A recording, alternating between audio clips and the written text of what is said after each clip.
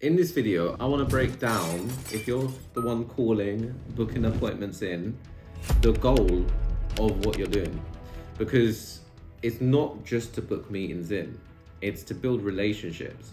If you're just sat there with a blank page and you're calling 100 numbers a day, and if someone says no, and that's all you do, you go, okay, they gave me a rejection, no, leave them, next, leave them, next.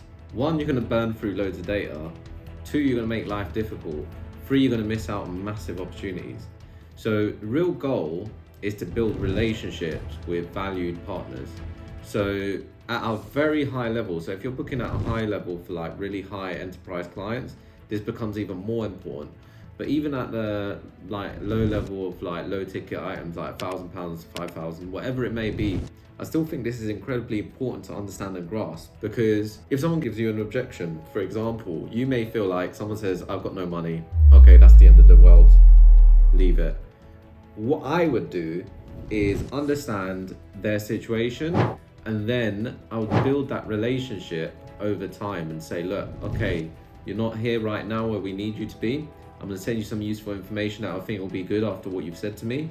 And then we'll catch up in 6 months' time. How does that sound? How great does that sound? Like, how great is that going to leave as an impression, so that in 6 months' time, I'm going to call them back up. They're going to remember me for being polite, being friendly, being helpful. They're more likely to jump on a call when I do call them back. The more times I do that, the more I build my own meeting booking timeline and tasks for people that I've, one, helped out, and two, provided value to in some shape or form. And that's just increased the amount of conversions I'll see from every dial I make, which saves the amount of data that I need to run through and the calls that I need to make. At one stage, you should be at a point where most of your day is just tasks, and you're calling back people that you've built relationships with, and you'll start just booking in meetings like nobody's business.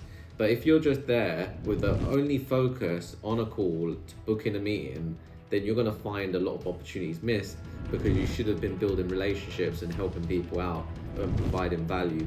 And that's kind of where I want to make sure we set tone when it comes to picking up the phone and calling, because it will take the pressure off and it will put you in the right mindset, so that when you jump on a call, you're happy, you're friendly, you're smiley, you're being attentive, you're listening, and then you're getting them to a point where you understand if there's value there or not.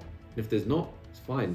There might be value that you can give in shape or form of educational content, and then you can pull back in 3, 6, 12 months. There might be no value at all in the relationship, which is also fine, but at least you've left a good impression, and you can carry that energy on to the next call.